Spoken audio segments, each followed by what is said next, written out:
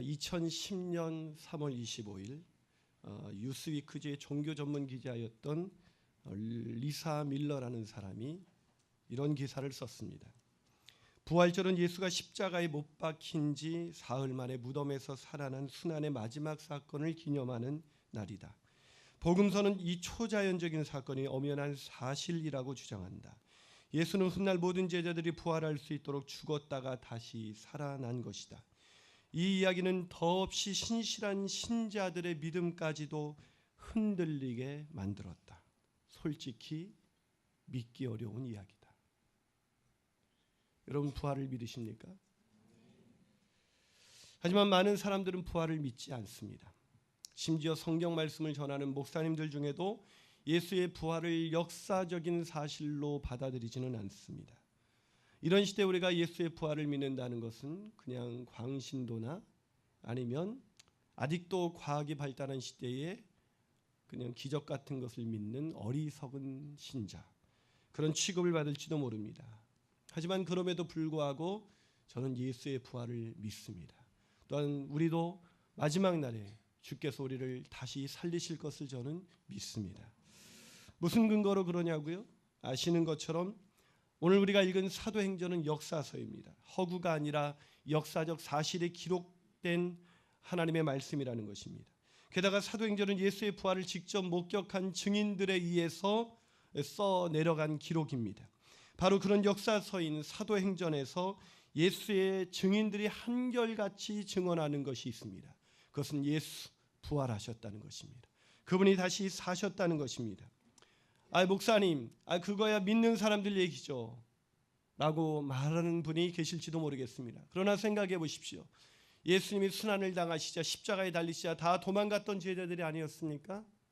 그런데 그들이 예수가 부활하지 않으셨다면 어떻게 목숨을 걸고 예수가 부활하셨다는 이 얘기를 전할 수가 있겠습니까? 물론 어떤 이익을 얻기 위해서 우리는 사실이 아닌 것을 사실이라고 말하고 다닐 수도 있습니다. 그러나 세상에 어떤 사람도 자신의 목숨을 담보하면서까지 사실이 아닌 것을 사실이라고 말하는 사람은 없습니다. 오늘 사도들이 예수의 부활을 전한 것, 목숨을 담보하면서까지 예수의 부활을 전한 것은 그것은 바로 예수의 부활이 역사적인 사실이기 때문입니다. 여러분, 그것을 믿으십니까? 그러기에 구주와 주님으로 믿는 자는 반드시 부활하게 될 것을 저는 선포합니다. 우리는 마지막 날에 다 살아나게 될 것입니다. 요한복음 11장 25절과 26절을 보세요. 성경에서 주님이 이렇게 약속하십니다. 한번 읽어볼까요? 시작. 예수께서 이르시되 나는 부활이요 생명이니 나를 믿는 자는 죽어도 살겠고 무릇 살아서 나를 믿는 자는 영원히 죽지 아니하리니 이것을 내가 믿느냐. 그렇습니다. 믿는 자는 부활할 것입니다. 오늘 본문도 바로 그것을 증언하고 있는 본문입니다. 자, 본문 40절을 한번 같이 읽어볼까요? 시작. 베드로가 사람을 다 보내고 무릎을 꿇고 기도하고 돌이켜 시체를 향하여 이르되 다비다야 일어나라 하니 그가 눈을 떠 베드로를 보고 일어나 앉은지라. 자, 죽었던 예수의 여제자였던 다비다가 어떻게 되었습니까? 부활했습니다. 그녀가 살아나서 베드로를 보고 일어나 앉았습니다. 수많은 사람들을 구제하면서 아름다운 선행으로 사람들에게 감동을 주었던 여제자 다비다가 살아난 것입니다. 우리는 그러기에 이 사건을 통해서 오늘 부활절을 맞고 기념하면서 살아가는 우리가 깨달아야 할 것이 무엇인지를 우리가 함께 살펴보고자 하는 것입니다. 우리는 부활의 아침, 우리는 도대체 부활절을 기념하면서 무엇을 깨달아야 하는 것일까요? 첫 번째로 부활의 믿음을 가져야 한다는 것입니다. 뭘 가져야 된다고요? 부활의 믿음을 가져야 돼요. 여러분, 저는 성경을 읽을 때마다 사실 궁금한 게 많습니다. 성경을 읽다 보면 이해가 가지 않는 게 참 많아요. 저는 그럴 때마다 왜지? 라는 질문을 계속 갖습니다. 그 중에 하나가 부활이에요. 부활이라는 것이 사실은 그렇게 믿기 쉬운 기적이 아닙니다. 왜냐하면 우리 중에 누구도 부활을 경험한 사람이 없기 때문입니다. 그런데 저는 이런 생각을 해봤어요. 왜 예수님께서 이왕 부활시킬 거면 모든 사람들을 다 부활시키지 왜 그 몇몇 그리스도인들만 부활시킨 것일까? 이런 질문 안 가져오셨어요? 아무 생각 없이 성경을 읽으시나 봐요. 무조건 믿으십니까? 놀라운 분이 계십니다. 이 무조건 믿으면 무조건 흔들리게 돼 있어요. 무조건 믿지 말고, 따라합시다. 무조건 믿지 말고 생각하며 믿자. 예. 제가 생각했어요. 왜 다른 사람들도 죽은 그리스도인들이 많았을 텐데 그들도 부활시켰다면 더 놀라운 일이 일어났을 텐데 왜 몇몇 사람만 부활한 것일까? 왜 그랬을까요? 그것은 아직 마지막 날이 되지 않았기 때문입니다.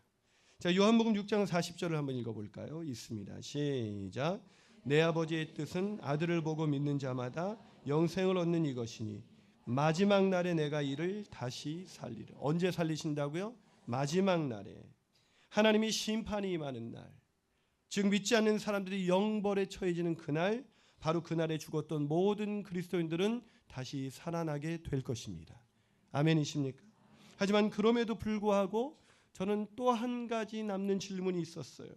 그렇다면 다비다도 어차피 마지막 날에 살아날 것인데 왜 그녀는 살린 것일까? 궁금하지 않아요?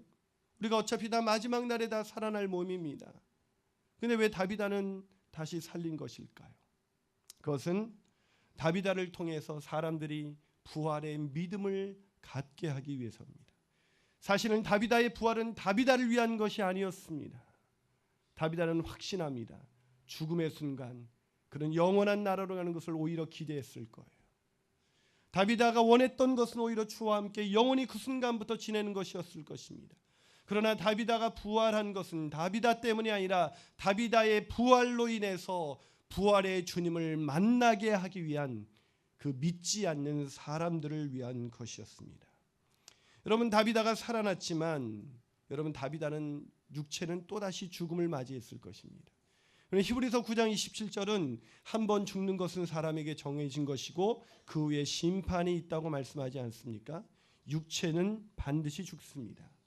육체를 가진 인간은 모두가 죽습니다. 이 땅에서 부활을 경험했던 나사로나 다비다도 결국 육체의 죽음을 피할 길은 없었습니다. 그런데 왜 예수님께서 마지막 날에 살리시면 되는 다비다를 다시 살리신 것일까요? 그것은 다비다를 통해서 수많은 사람들이 예수 그리스도를 믿게 하기 위해서인 것입니다. 그것은 나사로의 사건도 마찬가지였어요. 여러분, 성경에 보면 하나님이 아무나 다 살리는 것 같지만 그렇지가 않습니다. 여러분, 성경은 하나님이 이 기적을 베푸는다는 것은 초자연적인 현상이라고 그러잖아요. 자연적인 현상이 잠시 멈춰지는 사건이 기적입니다. 이 자연을 누가 만드셨습니까? 하나님이 만드셨습니다. 근데 그 자연을 멈추신다는 것은 하나님의 섭리에 어긋나시는 거예요. 다시 말해서 하나님이 지으신 자연 현상을 멈추는 것은 분명한 하나님의 의도가 있다는 거예요. 그 의도가 뭘까요? 바로 우리에게 믿음을 갖게 하기 위해서 그렇게 행하십니다. 그래서 요한복음 11장에 보면 제자들이 주님 앞에 와서, 특히 마르다와 마리아가 오라비가 죽었다 그러니까 이 병은 죽을 병이 아니라 하나님의 영광을 위한 병이라고 말을 해주었습니다. 그 영광이 무엇입니까?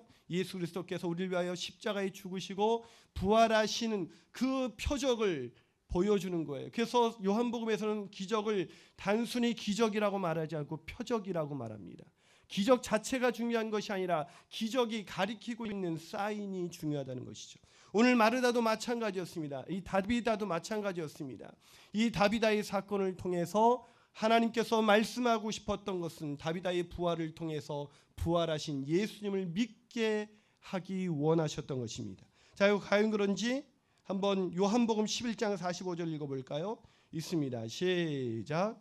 마리아에게 와서 예수께서 하신 일을 본 많은 유대인이 그를 믿었다. 자, 나사로의 죽음과 부활을 통해서 뭘 갖게 됐어요? 사람들이 믿음을 갖게 됐어요. 또 오늘 본문도 보세요. 41절과 42절입니다. 시작. 베드로가 손을 내밀어 일으키고 성도들과 가부들을 불러들여 그가 살아난 것을 보이니 온 요파 사람들이 알고 주를 믿더라. 주님을 어떻게 했다고요? 믿게 되었습니다. 요바에 있는 모든 사람들, 부활의 소식을 듣고도 아직도 부활의 주님을 만나지 못했던 사람들이 다비다의 부활을 통해서 드디어 예수님을 믿게 된 것입니다. 그러게 오늘 부활의 아침 가장 중요한 것은 이 다비다의 부활을 읽으면서 우리가 부활의 믿음을 갖게 되는 것입니다. 그 믿음을 갖게 되시기를 주님의 이름으로 축복합니다. 한 발 더 나가서 이 여인의 부활을 통해서 우리가 깨달아야 할 것은 무엇일까요? 그 두 번째 사실은 부활의 믿음으로 살아야 한다는 것입니다. 부활의 믿음을 갖고 살아야 한다는 거예요. 여러분, 저는 부활절에 올 때마다 부러운 사람들이 있어요. 여러분, 누가 제일 부러워요? 돈 많은 사람. 부활절에 와도 돈 많은 사람. 부활절에 와도 승진하는 사람. 부활절에 여러분 제일 부러운 사람이 누구예요? 저는 부활절에 올 때 제일 부러운 사람이 어쨌든 이 땅에서 육체의 부활을 경험했던 사람들이에요. 나사로와 다비다 같은 사람이죠. 왜 하필이면 그들이었을까? 어차피 마지막에 다 살릴 거면 이왕이면 나를 샘플로 삼아줬으면 얼마나 좋을까? 저는 아직도 그렇게 기도하고 있습니다. 예, 아무도 믿지 않는 표정이신데 여러분, 왜 하필이면 다비다였을까요? 많은 사람, 어차피 믿음을 갖게 하기 위한 것이라면 누구든 선택해서 부활을 경험하게 할 수가 있었잖아요. 그런데 왜 하필이면 다비다였을까요? 그것은 다비다가 부활의 신앙을 가지고 살아낸 여인이었기 때문입니다. 여러분, 오늘 본문 보면 이렇게 기록되어 있습니다. 본문 37절을 한번 볼까요? 본문 37절 있습니다. 시작. 그때에 병들어 죽음에 시체를 씻어 다락에 누이니라. 자, 시체를 어디다 누였다고요? 다락에 누였습니다. 보통 그 유대인들은 집은 그렇게 다락방이 대부분 있어요. 이렇게 1층과 2층이 이제 다락방인데 평상시 1층에서는 남자들이 생활하고 불편한 2층은 여성들이 생활을 합니다. 그때 남성 차별이 있었기 때문에 가부장적인 사회였기 때문에 그랬어요. 근데 죽으면 남녀 모두 1층에서 시선을 씻어서 1층에서 장례식을 치릅니다. 왜냐하면 조문객들이 왔을 때 불편하지 않고 원활하게 장례식을 치를 수가 있기 때문에 죽으면 시체를 씻어서 1층에 누이는 것이 상식이에요. 근데 오늘 본문에 보니까 시체를 어디다 누였다고요? 다락에 누였습니다. 왜 그랬을까요? 그것은 평소 다비다가 부활의 믿음을 가지고 살았기 때문입니다. 그것을 어떻게 하냐고요? 자, 오늘 보면 36절을 보면 부활의 믿음을 가지고 살아낸 다비다의 모습이 기록되어 있습니다. 한번 읽어봅니다. 시작. 요바에 다비다라 하는 여제자가 있으니 그 이름을 번역하면 도르가라. 선행과 구제하는 일이 심히 많더니. 어떻게 살아가고 있습니까? 주님의 제자로서 선행과 구제에 심히 힘쓰며 살아가고 있었습니다. 그것이 얼마나 많았는지 심히 많았다라고 기록하고 있습니다. 여기서 심히 많았다라는 단어는 헬라어로 플레레스라는 단어인데 가득 차서 흘러 넘치는 상태, 충만한 상태보다 더한 거예요. 충만한 상태가 넘쳐서 계속 흐르는 거예요. 여러분, 뭔가를 따르는데, 음식을 따르는데 그것이 차고에서 계속 넘치면 그만 따러 그러겠죠.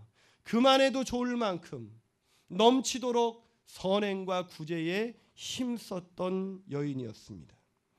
이 여인이 얼마나 구제와 선행에 힘썼냐면 아마 그 욥바에 사는 과부치고 다비다의 옷 안 얻어 입은 사람이 없었습니다. 에이, 목사님 겨우 옷 하나 가지고 그랬어요. 이렇게 말씀하실 분이 계실지 모르지만 당시 옷은 당시의 재산 가치가 있는 재산 목록이었습니다. 쉽게 팔 수 있고 처분할 수 있는 물건이었어요. 오늘날 우리가 그런 게 뭐가 있죠? 금이 있죠. 말이 그런 금처럼 그 시대에는 처분할 수 있는 귀중한 재산이 바로 옷이었습니다. 근데 그들에게 한 사람도 빠지지 않고 겉옷과 속옷을 다 지어서 준 거예요. 아마 다비다는 번 돈 모두를 다 허비했습니다. 너무 많이 했습니다. 심히 많이 해서 사람들이 볼 때 저 사람은 왜 저러는지 몰라. 왜 벌어서 그렇게 힘들게 벌어서 남에게 다 남 좋은 일을 시키는지 몰라. 우리 어머니께서 아버님을 아주 힘들어했던 것 중에 하나가 아버지께서 벌어서 다 남을 주셨어요. 남을 주시는 방법은 여러 가지 방법이 있었지만 그 중에 한 방법은 동양화를 즐겨보신 것이었습니다. 귀 있는 자는 들을지어다.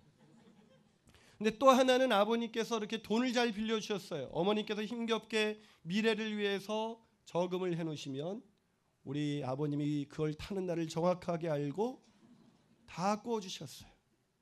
한 푼도 못 받으셨어요. 우리 어머님 늘 푸념이 벌어서 다 남 좋은 일만 시켰다고. 근데 생각해 보니까 그리스도인들은 벌어서 남 좋은 일 시키는 사람이에요. 아멘이 아무도 없으시군요. 옆 사람에게 인사할까? 벌어서 남 주는 인생이 됩시다. 시작.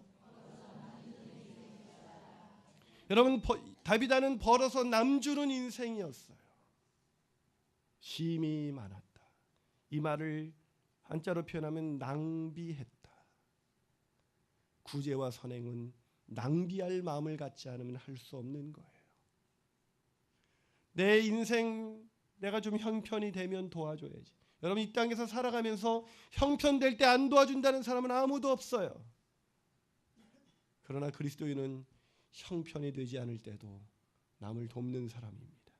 왜요? 부활의 믿음이 있기 때문이죠. 우리의 신앙은 우리는 다시 살아나는 그 새하늘과 새 땅에서 다시 살게 된 그날을 꿈꾸며 살아가는 사람이 부활의 믿음을 가진 사람이 아닐까요? 그렇기 때문에 이 땅에서 내가 얼마를 소유하고 얼마나 좋은 집에서 살고 얼마나 높이 올라가느냐, 이거는 별로 관심이 없어요. 그들에게 중요한 것은 무엇이었습니까? 그 나라에 갈 때에 이 땅에서 살아가는 것은 그 나라에 가기 위해서 이 땅에서 사는 것입니다. 그래서 다비다는 그렇게 너무 많이 이렇게 흘러넘치도록 구제를 했을 때 사람들이 물어봤을 거예요. 당신도 아마 이 남편에 대한 이야기가 없는 거 보니까 다비다도 과부였을 것 같아요. 당신도 힘들 텐데 왜 이렇게 힘들게 벌어서 남 좋은 일을 시켜? 그럴 때 다비다가 이렇게 말하지 않았을까요? 저는 부활의 주님을 믿기 때문이죠. 예수님이 나를 위해서 십자가에서 죽으시고 부활하셨기 때문에 저는 죽음도 두렵지 않답니다. 그러게 제 인생에 찾아온 고난은 아무것도 아니죠. 고난과 역경은 하나님께서 나를 더 축복하시기 위한 하나님의 은총의 모습일 뿐이에요. 이런 모습을, 이런 다비다의 믿음을 전해 들었던 사람들이었기 때문에 다비다가 죽은 순간 바로 1층에서 장례식을 치르지 아니하고 2층에 다락방에 누인 거예요. 다락방에 누운 게 그게 무슨 상관이냐고요? 여러분, 구약을 보면요, 유대인들에게 다락방은 생명이 소생하는 장소예요. 무슨 말이냐고요? 여러분, 사르밧 과부의 아들이 어디에서 다시 살아났죠? 이게 눈치만 있으면 아는 답인데 제가 지금 뭐에 대해서 얘기하고 있죠? 다락방에 대해서 얘기하고 있잖아요. 어디서 살아났죠? 다락에서 살아났어요. 수넴 과부의 여인의 아들은요, 다락방이죠. 유대인들에게 다락은 생명이 소생하는 장소였어요. 그래서 그 여인들은, 그래, 다비다가 죽었을 때 그의 사랑과 선행과 헌신을 통해서 겉옷과 속옷을 입었던 과부들이 다비다의 일생을 기억하면서, 이 여인은 평생 부활의 주님을 믿었던 여인이었잖아. 그 주님이 부활시킬지도 몰라. 그래서 시체를 씻었고 다락에 누인 것입니다. 사랑 여러분, 부활의 믿음이 있으십니까? 그렇다면 부활의 믿음을 가지고 살아가십시오. 부활절은 기념하라고 있는 것이 아닙니다. 오늘 우리가 너무나 아름다운 칸타타를 들었지만 성대한 찬양대에 웅장한 오케스트라와 함께 드려지는 예배, 그러나 그 부활절의 예배를 드리는 이유는, 우리가 오늘 감동스러운 찬양을 들으면서 우리의 마음이 뜨거워진 이유는 나머지 6일 동안, 아니 우리의 평생을 통해서 부활의 믿음을 갖고 살기 위함이 아니겠습니까? 그 부활의 믿음을 가지고 살아내는 인생이 아니라면 칸타타와 찬양과 우리가 드리는 이 예배가 무슨 소용이 있겠습니까? 부활의 믿음을 가지고 살아가시는 저와 여러분이 되시기를 주님의 이름으로 축복합니다. 마지막으로 이 여인의 부활을 통해서 우리가 깨달아야 할 것은 무엇일까요? 그 세 번째 깨달아야 할 것은 부활의 믿음을 전해야 한다는 것입니다. 지난 12일 저는 황당한 뉴스를 읽어야 했습니다. 한국일보에 의하면 유사 종교에 심취한 70대 어르신이 죽은 사람이 부활할 것이라며 시신과 함께 반년 동안 생활하다가 자신도 목숨을 잃은 것입니다. 그래서 경찰이 조사에 나섰어요. 또한 지난 8일 서울신문에 의하면 자기네 어머니가 곧 부활한다고 믿는 3남매가 무려 자신의 모친이 죽은 백골과 함께 무려 수년 동안 살아온 그런 엽기적인 행각을 벌이다가 경찰에 체포되었습니다. 부활을 오해한 가장 전형적인 사례입니다. 제가 죽거든 제발 그런 짓은 하지 마십시오. 저는 앞에서 하나님께서 다비다를 달리 살리신 것은 다비다가 이미 부활의 신앙을 가지고 살았기 때문에 그런 여인을 살리심으로써 부활의 신앙을 아직도 갖지 못한 사람들에게 부활을 전하기 위해서 살리신 특별하신 사건이라고 말씀을 드렸습니다. 우리는 다 마지막 날에 살아나게 될 것입니다. 사랑하는 여러분, 오늘 본문에서 다비다를 살린 것은 그들의 믿음을 위한 것이라고 말씀을 드렸죠. 오늘 본문 42절을 다시 한번 읽어볼까요? 있습니다. 시작. 온 요파 사람이 알고 많은 사람이 주를 믿었다. 많은 사람이 주를 믿었다. 여기서 우리가 관심 가져야 할 단어가 있어요. 누구를 믿었어요? 여러분 이거 이상하지 않아요? 여러분 이게 아무것도 이상하지 않지만 전 이상했어요. 여러분 다비다를 살린 건 누구예요? 베드로잖아요. 그럼 베드로를 믿어야 돼요? 주를 믿어야 돼요? 그래도 주를 믿겠다는 분이 계세요. 신앙이 이렇게 좋지도 않으시면서. 여러분 생각해 보세요. 제가 연로하신 어떤 분이 돌아가셨어요. 근데 제가 가서 안수했더니 사람이 살아났어요. 도저히 못 믿겠다는 표정인데 저도 알고 있어요. 상상해 보자는 거예요. 그럼 어떤 소문이 날까요? 김인환 목사가 사람을 살렸어. 너 그거 알아? 광교지구촌교회라고 있지. 거기 김인환 목사가 사람을 살렸어. 이건 온통 뉴스거리가 되었을 것입니다. 여러분 사람을 살리는 기적을 행하면요 주님이 보이지 않고 사람이 보입니다. 사도행전 14장 12절에 보면 루스드라라는 지역에서 발을 쓰지 못하는 자를 고쳤을 때 바울과 바나바가 발을 쓰지 못하는 사람을 고쳤을 때 사람들의 반응이 나와요. 자 12절 한번 있습니다. 시작. 바나바는 제우스라 하고 바울은 그 중에 말하는 자이므로 헤르메스라 하더라. 자, 이 제우스나 헤르메스는 뭐예요? 신이에요. 지금 바울과 바나바를 뭘 취급하는 거예요? 신으로 받들고 있는 거예요. 발을 쓰지 못하는 사람을 고쳐줘도 이렇게 신으로 떠받드는데 죽었던 사람을 살렸어요. 그러면 정상적인 반응은 그 요바에 있는 모든 사람들이 베드로를 신으로 떠받들고 그들을 추앙하더라. 이런 말씀이 나와야 돼요. 근데 42절은 어떻게 끝나고 있습니까? 온 요바에 사는 모든 사람이 주님을 믿더라. 이것이 어떻게 가능할 수가 있을까요? 이것이 가능할 수 있는 유일한 추측은 베드로가 다비다를 살리고 나서 이렇게 말한 것입니다. 여러분 제가 살린 것이 아닙니다. 다비다를 다시 일으키신 것은 예수 그리스도이십니다. 그분은 부활하셨습니다. 그분은 부활하셔서 우리의 구주여 주님이 되시는 것입니다. 누구든지 예수를 믿기만 하면 여러분들도 마지막 날에 다비다처럼 살아날 수 있습니다. 할렐루야. 이 복음을 전한 것입니다. 다비다는 어땠을까요? 살아난 다비다는 말했을 것입니다. 저는 다시 살아났지만 저는 결국 육체를 입고 있기 때문에 죽게 될 것입니다.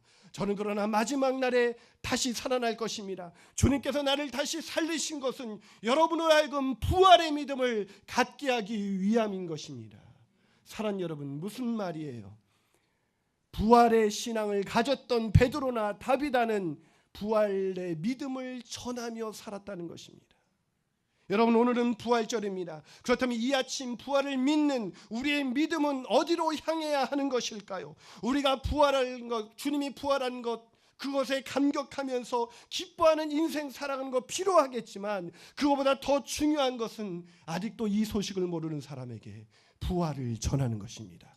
빈 무덤을 전하는 것입니다. 그것을 전하지 않고서야 우리가 어떻게 부활을 믿는 사람이라고 말할 수가 있겠습니까? 김 목사가 사람을 살린다고 해도 전하지 않을 사람이 누가 있겠습니까? 예수 부활하셨습니다. 그분의 부활을 전하는 저와 여러분이 되시기를 주님의 이름으로 축원합니다. 미국 남침내교 신학교의 로버트 스타인 교수가 메시아 예수라는 책에서 이렇게 말합니다. 빈 무덤은 실로 부활과 관련된 최초의 역사적 사실이었고, 그것은 심지어 제자들에게 부활에 대한 믿음이 생긴 시점보다도 앞선 일이었습니다. 빈 무덤은 1세기 유대교 반대자들도 받아들인 사실입니다. 빈 무덤은 1세기 유대교를 반대했던 적대자들도 받아들인 사실입니다. 사랑하는 여러분, 생각해 보세요.